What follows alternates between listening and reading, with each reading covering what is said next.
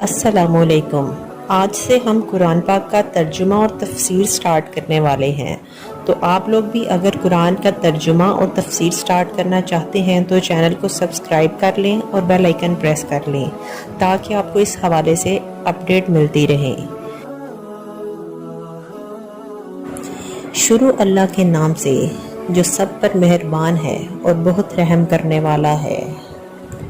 कहो कि मैं सुबह के मालिक की पनाह मांगता हूँ, हर उस चीज़ के शर से जो इसने पैदा की, और अंधेरी रात के शर से जब वो फैल जाए।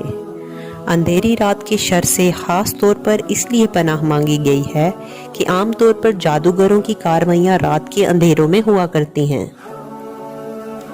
और इन जानों के शर से जो गिरोहों में फूंक मारती हैं। जानों के शर से, जानों के लफ्ज़ में मर्द और औरत दोनों दाखिल हैं। जादूगर मर्द हो या औरत, धागे के गुंडे बनाकर उसमें गिरहें लगाते जाते हैं और इन पर कुछ पढ़ कर फूंक मारते हैं।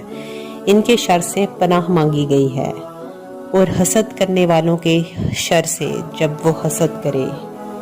कुरान करीम की ये आखिरी दो सूरतें मौज़ीन कहलाती हैं।